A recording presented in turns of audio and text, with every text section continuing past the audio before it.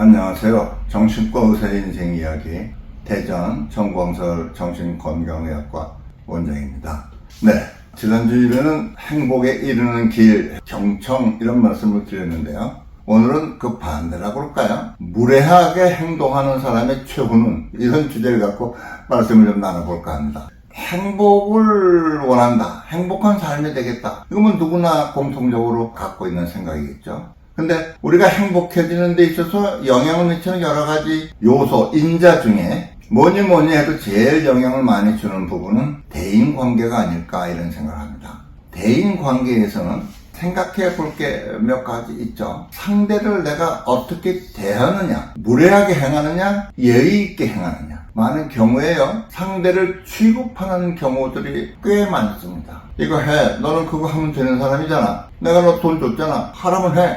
마치 사람을 자기가 필요할 때 쓰는 도구처럼 생각하고 그렇게 행동하고 표현하는 경우들이 있을 수가 있죠. 그럼 그게 이제 상하 관계일 때는 그때마다 이의를 제기하고 그러지 어려울 수만이 있겠죠. 그렇지만 속으로는 상당히 마음이 상하고 그렇게 행동하는 그 사람에 대해서 반감을 갖게 돼요. 알든 모르든 우리가 누구를, 사람을 대할 때는 기본적인 예의를 지켜야 된다. 사람은 취급받을 대상이 아니고 대접받을 대상이다. 불문율로 우리가 마음에 새겨야 되지 않을까. 조금 더 나아가면요, 존중하는 마음을 갖고 대인관계를 맺으면 훨씬 더 행복한 관계가 이루어지지 않을까. 대접하거나 존중한다는 것은 내 마음의 자세에서 가능하죠. 근데 존경을 받는다, 존경은 존경받을 만 해야 존경하는 거 아닐까, 이런 생각이 듭니다. 내가 존경할 마음을 갖고 있다고 해서 무조건 누구든지 존경할 수 있는 게 아니죠. 그 상대가 존경받을 만 해야죠. 사랑은 조금 다를 것 같아요. 사랑받게 행동하는 경우도 있지만 무지해서 잘못하는 그 영혼을 위해서 사랑하는 마음을 품는 거는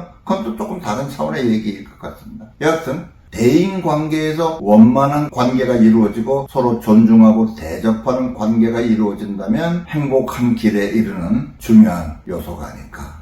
며칠 전에, 오늘 이 말씀을 왜 드리냐면요, 며칠 전에 오래간만에 여성분이 찾아오셨어요. 20대 중반쯤에서 저한테 다니셨어요. 대인불안증이 있는, 여러분 대인불안증 하면 금방 이렇게 감이 오시죠? 좀 조심스럽고 대인관계가 좀 어려워요. 자꾸 긴장하고 불안하고, 회사에서도 말수도 좋고 그냥 시키는 건 잘하고, 그렇지만 활발하게 나서서 뭐 추진하고 이러지 좀 못하는 성격에 은둔하는 그런 편이죠. 그런 문제를 갖고 힘들어서 와서 이제 대화도 나누고 약도 좀 쓰고 그랬던 분인데, 한참만에 한 7, 8년 지났는데 오셨어요. 얼굴 표정이 좀 많이 어두우세요. 좀 힘든 표정을 지으면서 선생님 요즘에 힘들었는데 옛날에 선생님하고 대화하고 치러봤던 생각이 나서 왔습니다. 그래, 무슨 일이 있습니까? 그동안에 결혼을 했대요. 그래서 결혼한 지 지금 7년인가 됐대요. 근데 최근에 이혼했대요. 이혼하고 나니까 그동안은 그냥 넘어갔는데 또 불안해지고 마음이 허무해지고 자꾸 방황하는 그런 마음이 들고 그래서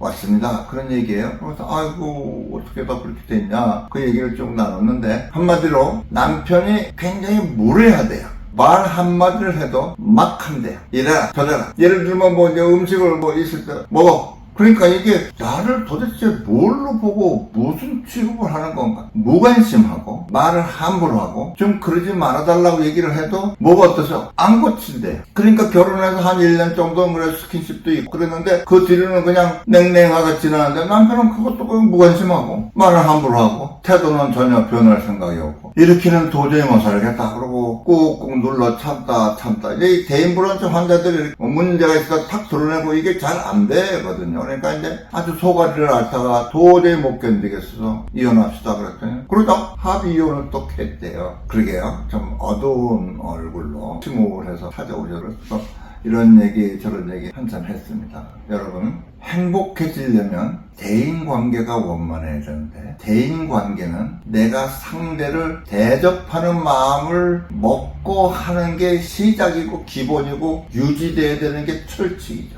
웃는 얼굴에 침 뱉으랴 하는 우리 속담이 있죠. 내가 상대를 대접하면 상대도 나를 대접하게 되죠. 서로가 서로를 대접하는 인간관계가 될 때 훨씬 아름답고 부드럽고 행복한 관계로 발전이 될 수가 있죠. 그게 더 나아가서 상대를 존중하고 존경하고 사랑할 수 있게 된다면 더욱더 바랄 게 없겠죠. 특히 가까운 인간관계일수록 제일 중요한 게 부부지간일 것 같아요. 내가 내 아내를, 내가 내 남편을 대접하지 않으면 세상에 누가 내 여자를, 내 남자를 대접하겠습니까? 나도 안 하는데. 내가 내 아내를 무례하게 대하는데 남들이 그 내 아내를 대접하겠습니까? 남편도 무례하게 대하는 그 정도 사람이라면 남들도 무례하게 대하기가 쉽겠죠. 아닌 말로 남들이 무례하게 대하는 거를 남편으로서 쳐다만 보고 있으면 되겠습니까? 아니, 당신도 그랬잖아. 이렇게 되는 거죠. 그래서 가까운 인간관계, 특히 부부지간에 서로를 대접하는 마음을 갖고 자녀를 대접하는 마음을 갖고, 자녀를 대접한다는 건 어떤 의미냐? 자녀를 노엽게 하지 말아라, 이런 말씀이 있어요. 비유를 맞춰라, 그런 의미가 아니고 자녀라는 인격체에 대한, 독립된 인격체에 대한 대접을 해라, 그런 의미죠. 인격적인 면에서는 동등한 인격체다. 행동은 바른 길을 가르치지만 내가 하라는 대로 해는 무례한 거다, 이 말이죠. 자식이 크도록 돕고 가치는 존수해서 가르치고, 자식도 나와 같은 독립된 인격체인 것을 인정하고 대접할 때 그 부모 자식의 관계가 원만하게 서로를 존중하고 사랑하는 관계가 될 수 있겠다, 이런 말씀을 드리고 싶습니다. 오늘은 무례한 남편의 최후는 뭐냐? 불행이죠. 허무하죠. 자기뿐만이 아니라 관계된 많은 사람들을 어렵게 만들죠. 그 핵심에는 대인관계에서의 대접하는 마음이 부족할 때 나는 어떤가 한번 생각해 보시면 도움이 되실 것 같아서 이 주제를 택했습니다.